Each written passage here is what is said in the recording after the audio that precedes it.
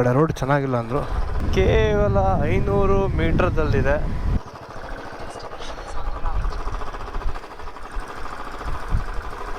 ಸ್ನೇಹಿತರೆ, ಇದೇ ತಾಳಗುಂದ ಶಾಸನ.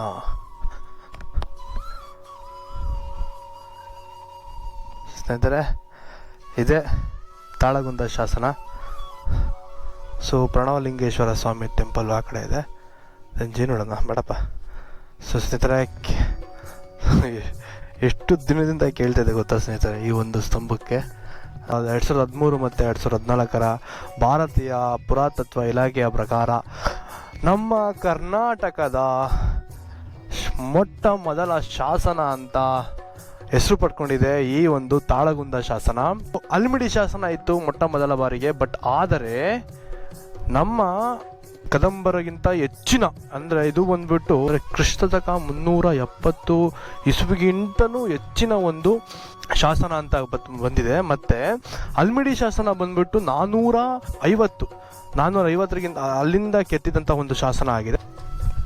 ಇಲ್ಲೊಂದು ಶಿವಲಿಂಗ ಇದೆ. ಥ್ಯಾಂಕ್ ಯು ತಾಳಗುಂದ ಶಾಸನ, ನಮ್ಮ ಕರ್ನಾಟಕದಕ್ಕೆ ಪರಿಚಯ ಮಾಡ್ಕೊಂಡು ಕೊಟ್ಟಿದ್ದಕ್ಕೆ. ಎಷ್ಟು ಕಾಲದ ಒಂದು ಹಳೆಯ ಅಂತ ಒಂದು ಶಾಸನ ಅಂತ ಗೊತ್ತಾಯಿತು.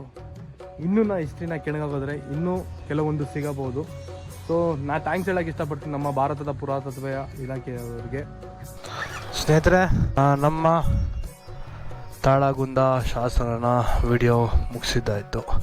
ಸೊ ದಯವಿಟ್ಟು ಬಂದು ವಿಸಿಟ್ ಮಾಡೋಗಿ ಸ್ನೇಹಿತರೆ. ನೀವು ಬಂದು ವಿಸಿಟ್ ಮಾಡಿದ್ರೆ ಸೊ ನಮ್ಮ ಶಾಸನ ಅನ್ನೋದು ಇನ್ನೂ ಫೇಮಸ್ ಆಗುತ್ತೆ. ಅಣ್ಣ, ಎಣ್ಣೆ ಹೊಡಿತಿದ್ದೀರಾ? ಸರಿ, ಇದು ಬೆಂಗಳೂರಿಗೆ ಹೆಂಗೆ ಹೋಗ್ಬೋದು?